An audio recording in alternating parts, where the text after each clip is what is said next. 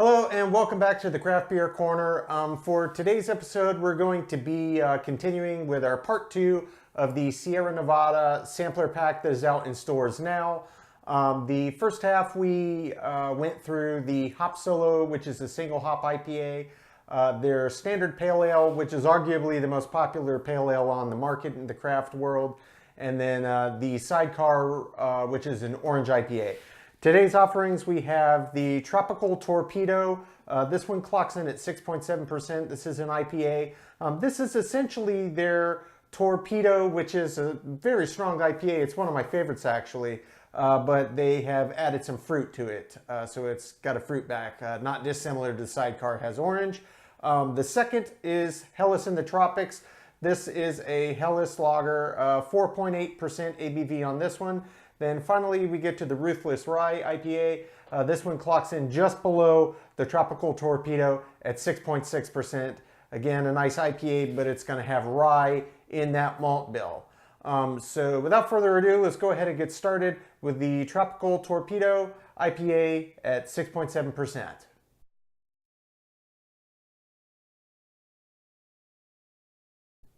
Okay, so the first beer in part 2 is our Tropical Torpedo IPA. As I said before, it's a 6.7% ABV, and this is essentially a tropical version of their standard Torpedo Extra IPA. One of my absolute favorite IPAs on the market. It is one of my go-to IPAs.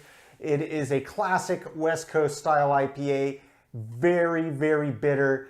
Big, bold pine tar resin, just in-your-face flavors with just a boatload of Magnum hops. They may have some other hops in the bill, but I know that they use Magnum in there, and they have, it's named after, the Torpedo got its name after this proprietary piece of equipment that they use that is essentially a hop torpedo, which just kind of circulates everything and keeps it all... I've read up on the process before. I'm trying to put it into words. It does a circulation and essentially pressurizes and just allows them to blast the beer with really big, intense, bold hop flavor. So it's one of the reasons that it comes through so heavily with their technique. For this one, the tropical version, it's got a blend of fruits in here, and I'm going to read straight off the label on the back. It's got mango, papaya, and passion fruit, which... that's a really good combination. I expect that this ought to have a really nice tropical forward nature. We'll see how it balances with the standard flavors of the Torpedo. So let's go ahead and get this poured in the glass. I will do my best to pour this well. We'll go gently to start. I'm going to go ahead and get it agitating down the middle. Okay. Much better pour than I have been doing the last few episodes. I do apologize for that. Again, I don't profess to be any beer expert in the art of pouring. Never worked as a barback nor beer tender. My first thoughts on it, this is a lovely IPA. The blend of fruits that are in there does add, I don't know if the camera picks it up, but it has a really nice orange hue to it. It's very, very effervescent. And it does have that classic tight foam head on top. So I'm going to give it a sniff.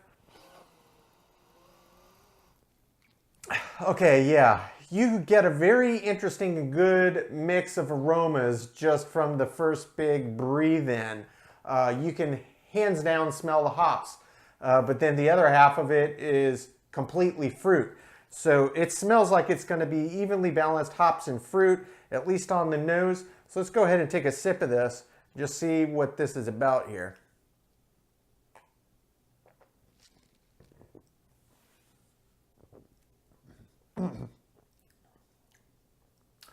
Yeah, it's a good beer.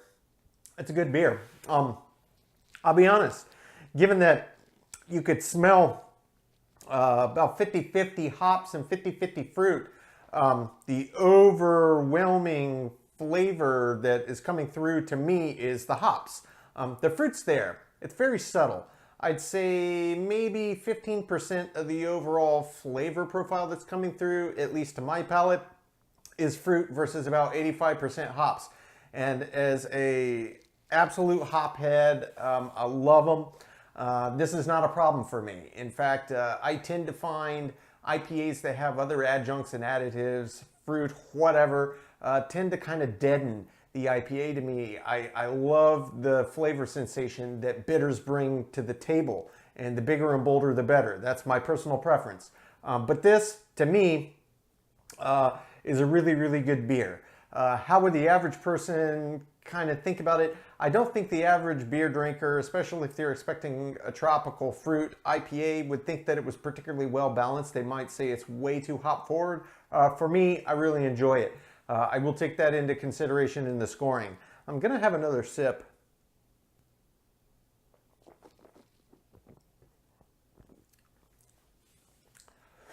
Just to give it a fair shake here, really think on it. Yeah, I stand by my original assessment. And for the bitterness and the hop profile that comes through in this one, even though it smells very piney, there's only a slight hint. It's much more big, intense, earthy hops, which for my money is the best hop choice to fit if you're going to be adding fruit into the beer. Fruit plus pine, it's not the most pleasurable combination. I've had it before, I'll drink it. But I think that earthy hops or even bright floral, what some might call juicy or fruity hops, are going to pair better if you're going to be adding fruit into the beer. Again, it all comes down to personal preference. I stand by my assessment. Hops are the major overriding flavor. The body is nice and smooth. It's got a decent thickness to it, reasonably medium, maybe medium heavy for the body. The mouth feels really nice and silky. It's really good beer. I do enjoy it, and it is an interesting twist on their standard Torpedo IPA. So we'll go ahead at the end and get the full review. For now, let's move on to our second beer, which is the Helles in the Tropcs, which is a Helles lager, clocking in at 4.8% ABV.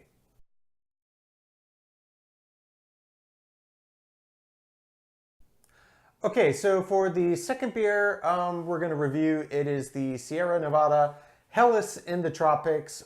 This is a Helles lager, a classic German style lager. Clocks in at 4.8% ABV. We're going to go ahead and get this poured straight in the glass. Again, I will do my best to pour this well. Try and get a decent bit of vegetation here. So we can let that head form. That's a pretty decent pour right there. Finally, I finally got it. I'm learning, folks. I'm learning. Takes practice. This is a beautiful light straw color, and I can tell you, you may be thinking, wow, that looks like maybe a big box American, you know, ooh, or maybe a really light wheat Goza. No, this is a beautiful, beautiful color for a Helles. Hell and Helles is the German word for light. It is a light lager. Dunkel is dark. Helles is light. Auf Deutsch in German. So this is a beautiful, beautiful light lager. It is just the textbook pale straw color. That's exactly what you're looking for. Gonna get our nose down in there. Oh, I'll tell you, if I didn't know that this were Sierra Nevada, I've had many, many, many Helles beers over the years. I would swear up and down this were German. It smells like a quintessential German Helles lager. It smells very much like the hops and the malt profile they used as a classic German recipe. So I don't know what specific hops they used in here. I wouldn't be surprised if there were maybe some Spalter or some Hallertau, some of the classic noble German hops. This smells spot on. It had a nice tight head. It's dissipated a little bit. This is exactly what you see in a Helles. So this looks picture perfect, just like its German counterparts. Let's go ahead and give it a sip.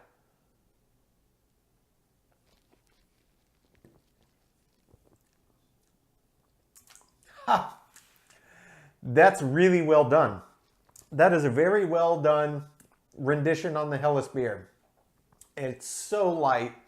It's one of those, this is what I would classify one of the lawnmower beers or a hot summer day beers. You get done cutting the grass in the middle of summer and you just want one to quench the thirst. This gets the job done.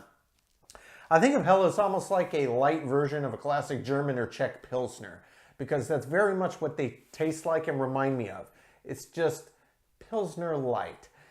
Even though nobody in the right mind would say that, that's the best way I can think to describe it. If you've ever had a classic German or Czech Pilsner or even a Belgian Pilsner, very much the same thing, only a lighter version. This is Germany and Europe's version of light beer. They don't have, you know, big box light beers like America does. They have classic craft light beer, and this is just a well done example of this style. Gonna have another sip just so I can really think on it.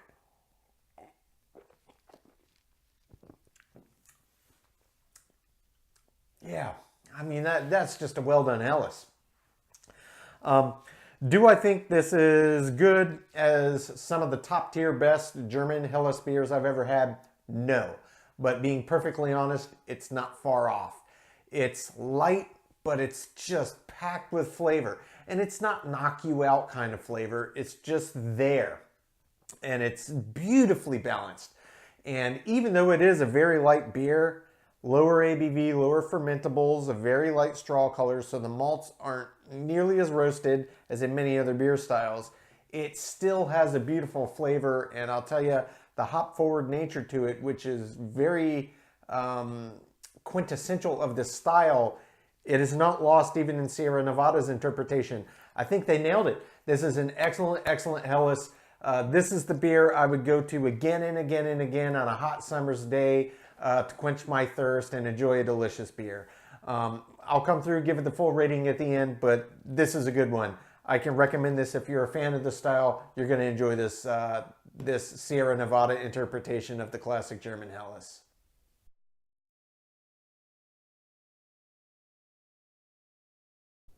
Okay, so for the final beer in our Sierra Nevada sampler pack review, part 2, we are moving on to the Ruthless Rye IPA. This one clocks in at 6.6% ABV, and this is an IPA that's obviously got some rye in the malt bill. Rye as an ingredient tends to add this spicy, earthy quality to beers. It's got a very distinct flavor, and spicy is kind of the operative word that comes to mind. Every rye beer that I've ever had or brewed has had this distinct quality. It's got a very unique flavor profile, and it's very interesting in beer. It's completely different than brewing from just barley or adding in, say, oats like you might get in a stout. So on this one, we're going to jump right in and just see if this has kind of the telltale classic rye characteristic to it, which I rather presume that it will. But let's go ahead and get this poured in the glass. It's probably going to be a little darker than the prior. Yeah, rye tends to be a bit darker of a grain. All right, I'm going to agitate down the middle, see if we can get a decent hit on there. Yeah, that looks great. Oh yeah, that looks really, really great. And you might say I maybe over poured on this one, but for me, especially on a rye, I'm going to let that head get a little thicker.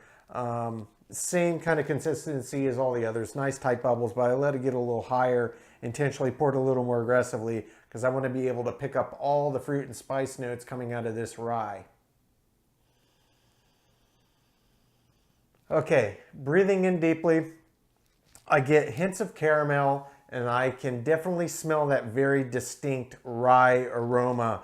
And it even has kind of that rye spice just in the nose. Yeah, I mean, you know you're in for a treat. Some people dislike it, though the majority of folks that I know really love rye beers. I am no exception. I love all types of beers, I'm not going to lie, with the exception of German Rauch beer, which is a smoked beer, smoked malts. Gosh, I can't do that. But rye is not quite as polarizing. It's got a very unique flavor. It pairs well in beers. Let's go ahead and give it a look here. I don't know if you can tell as I'm holding this up. It's quite a bit darker. It's a true amber. Hints of reddish orange that are in there, but it's nice amber color. Yeah, it just smells great. Let's give this a sip and see how this rye IPA tastes.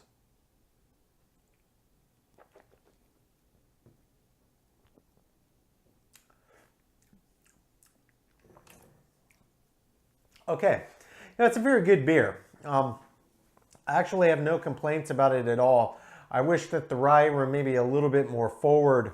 The hops that are in here, obviously being an IPA, kind of are overriding the rye characteristic for me a little bit, but it's still a very good beer. It's very balanced. You absolutely can taste the roastiness of the malts.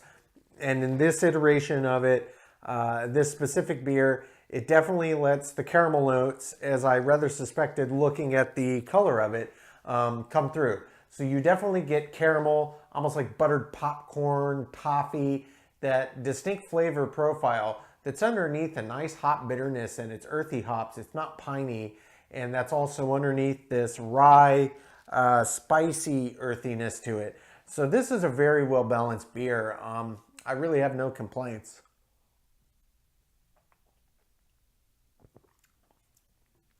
It's got a really nice body, a really silky smooth mouthfeel. It's quite light on the palate, but it's very well balanced. All of these flavors and everything I'm experiencing seems to play in pretty stinking well balanced equal parts.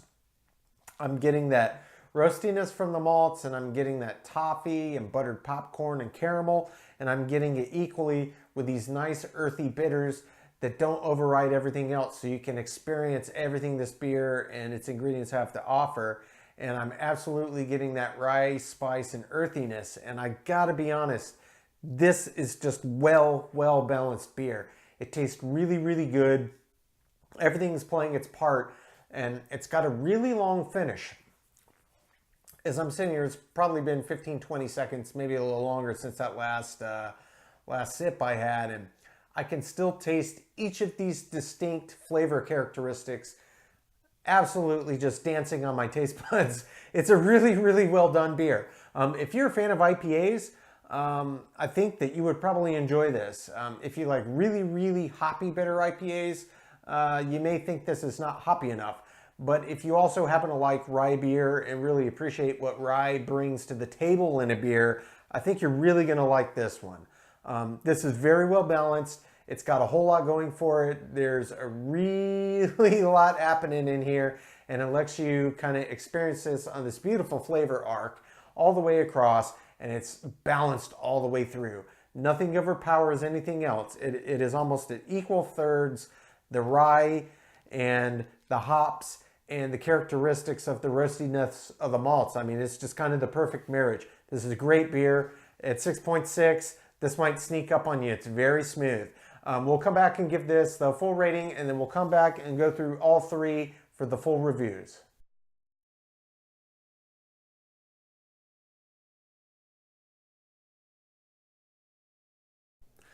Okay, now that we have gotten to experience all three of these beers in part 2 of our Sierra Nevada sampler review, we're going to go ahead and get the final ratings out on the table. Starting with number 1, the Tropical Torpedo IPA. Again, this was 6.7% ABV. This one, the aroma was great. You could get the hops up front very heavily, but you could also smell all the fruit, well above average, 8 out of 10.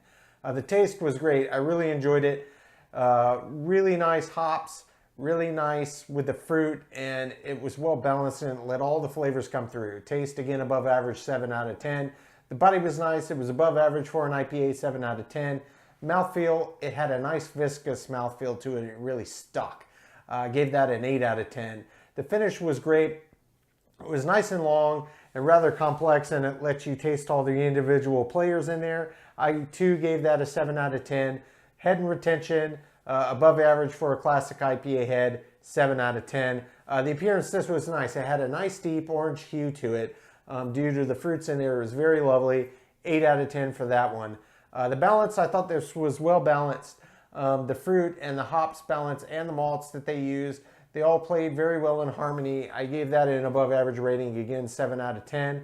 The feeling and the intangible I had, I gotta be honest, being a fruit IPA, I didn't expect to like it as well as I did, but while I was experiencing it, I said, wow, this really is almost a tropical fruit version of their Torpedo, which is one of my favorite IPAs. I give that an 8 out of 10. Finally, as an example of the style, 8 out of 10.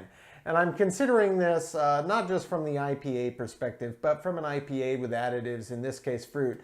And 8 out of 10 for me. It really did well, excellent, well above average in all categories. Grand score on this one, 75 out of 100. Moving on to our second beer, this was the Helles in the Tropcs.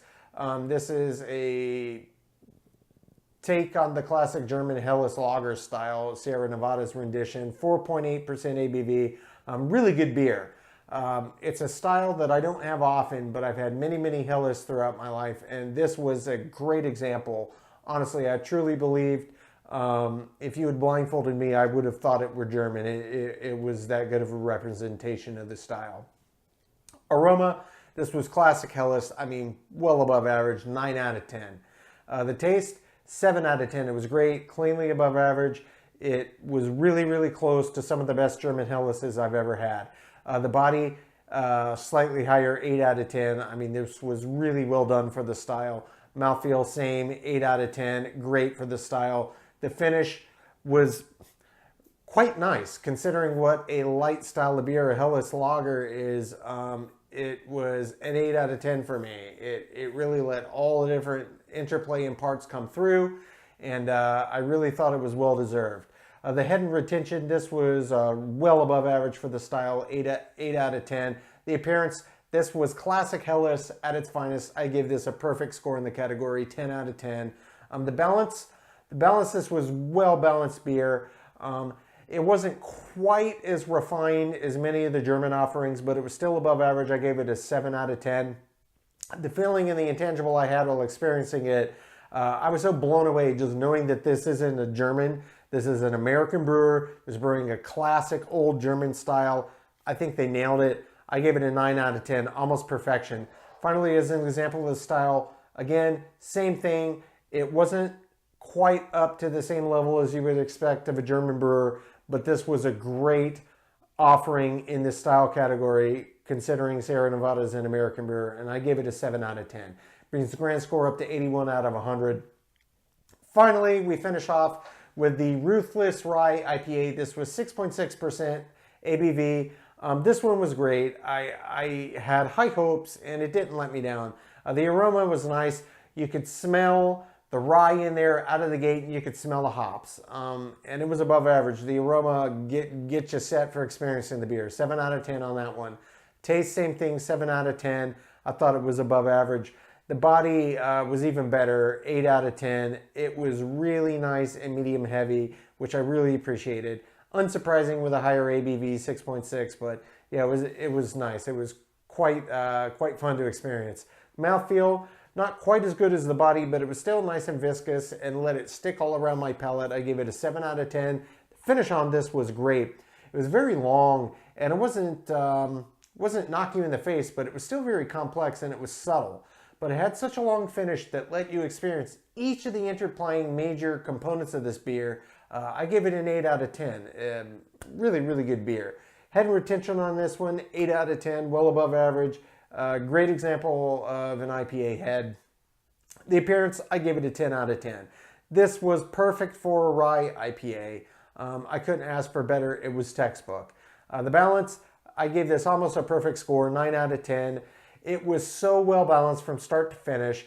The rye really came through, and the spiciness of the rye, the caramel and the buttered popcorn and the toffee flavors from the roasted malts got to play their equal part. And then finally the hops and their earthy, just bitters played equal. It was all almost even thirds, equal thirds across the board. It was so well balanced. I give this a 9 out of 10, just shy of perfection.